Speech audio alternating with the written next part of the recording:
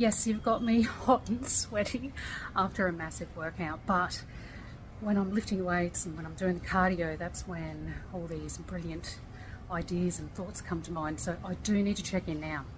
Now, this is going to get a little heavy, but bear with me because I tell you what, there is absolute gold. I'm going to talk about identity shift. Now, if you have made the move to be an entrepreneur, a consultant or a coach, you had to do so by leaving a past identity behind. For me, it was Megan, the executive leader. So, as many of you know, I was a corporate leader for over 20 years before launching my business almost 3 years ago. Now, your identity may shift, yes, but your life's purpose, the inner thing, you know, that golden orb that gets you to tick, that never changes. And for me, I was placed on this earth to thrive, okay?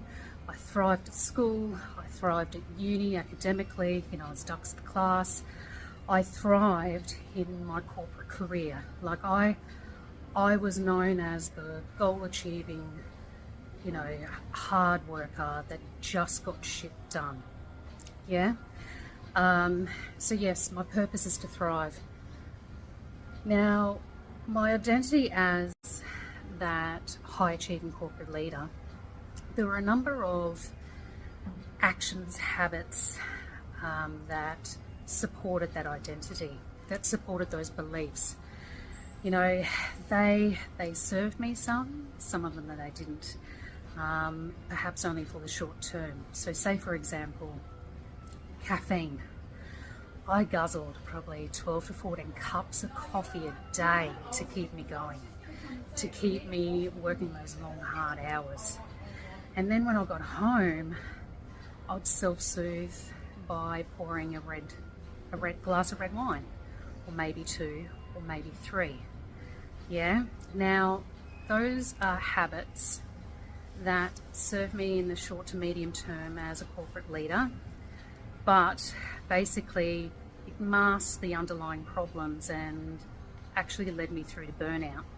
So when I shifted my identity from corporate leader through to solopreneur, I made a choice, I made a decision to leave some of those disserving behaviours behind. So when I claimed that new identity, I created new habits, yeah? So you'll know me now as Megan, who doesn't drink coffee. I live a caffeine-free life. I also live an alcohol-free life. I have been keto now for a long period of time and shifted over 40 kilos of weight. Okay, so those habits, plus so much more, have allowed me to thrive as a solopreneur. Now, I'm at a stage now where I need to level up again. So there needs to be, again, another shift of identity. Yes, I'll remain a solopreneur. I'll remain the business confidante, but I need to look as to what habits I can create or leave behind that will serve me towards some new juicier goals. So for example, yesterday I met with Jake, my holistic coach, talking about all things blood health, inner health, supplement protocols, physical activity protocols, diet protocols. And one thing I now realise, for me to level up my fitness and to achieve the goals that I've got firmly in mind, I need to make some behaviour changes to the food that I eat, because I need to feed my body in the activity that will lead me to those goals. So, Megan, the committed keto lover, I'm making some minor shifts there. Yeah, so I'll be now adding some more fruit and vegetables to my diet. However, I'm remaining low carb, so I know that pasta, bread, rice, potato, legumes, beans don't serve me well. So I'm definitely leaving those behind, but taking upon some advice provided by Jake is to introduce some additional fruits and vegetables to my diet to fuel me. Yeah.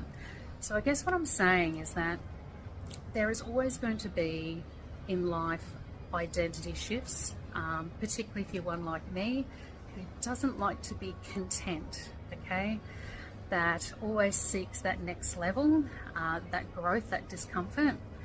There'll be identity shifts, but also to support those shifts, you need to actually be looking at what habits, what systems, processes you need to alter to support that new identity. So I hope that's been a help. Yeah, having a bit of a riff here, looking now almost 6 minutes. But yes, I just had to get that off my chest because it has certainly served me well over the years, the ability to shift identity and to create and to say goodbye also to habits. I hope you take this on board.